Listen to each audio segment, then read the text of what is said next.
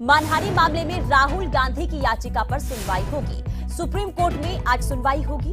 पिछली सुनवाई में सभी पक्षों को जारी किया गया था नोटिस।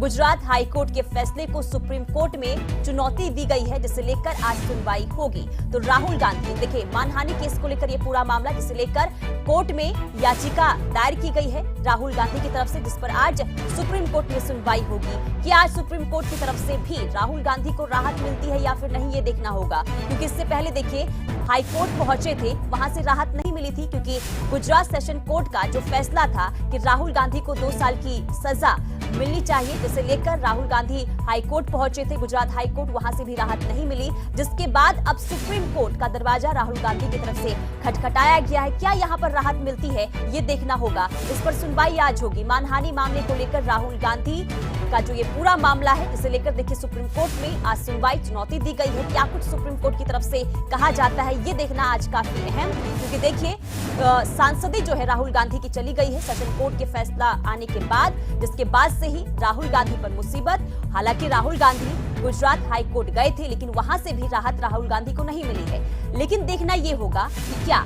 राहुल गांधी को आज सुप्रीम कोर्ट से राहत मिलती है या फिर सजा उनकी बरकरार रहती है, ये देखना होगा। लेकिन उससे पहले सुनवाई कब होगी और कितनी बची होगी, तमाम जानकारी आप तक पहुंचाएंगे। लेकिन राहुल गांधी के लिए आज का दिन काफी खास, काफी अहम, क्योंकि सुप्रीम कोर्ट की तरफ से क्या कहा जाता है, ये देखना होगा। और विनय हमारे संवाददाता लाइव जुड़ चुके हैं। विनय, मानहानि मामले में राहुल गांधी अब सुप्रीम कोर्ट भी पहुंचे हैं, कब सुनवाई होगी और कितनी बजे होगी, पूरी जानकारी दे।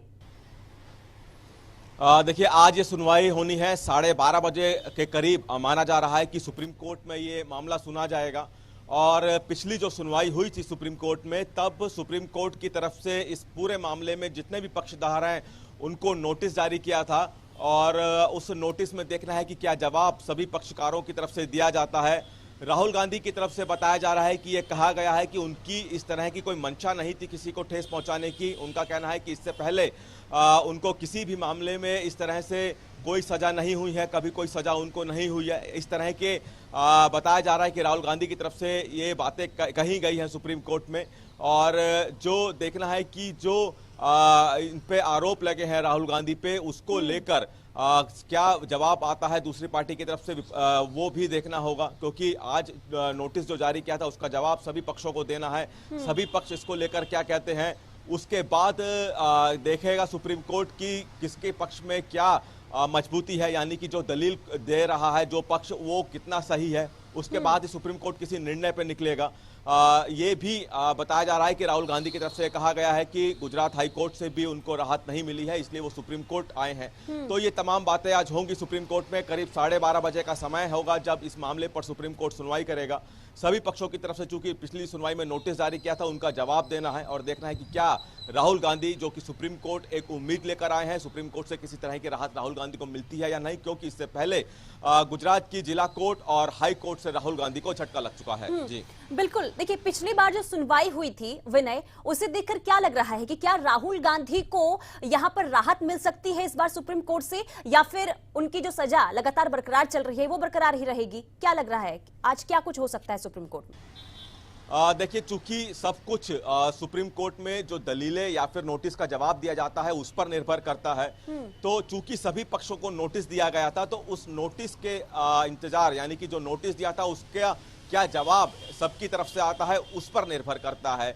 और इस सुप्रीम कोर्ट भी इन सभी नोटिस के जवाब को आकलन करेगा कि कौन किस मजबूती से दलील दे रहा है। क्योंकि राहुल गांधी की तरफ से ये कहा गया है कि जो पार्लियामेंट का पिछला सेशन था वो ये अटेंड नहीं कर पाए थे, और अब जो मानसून सत्र चल रहा है वो भी अटेंड नहीं कर पा रहे हैं।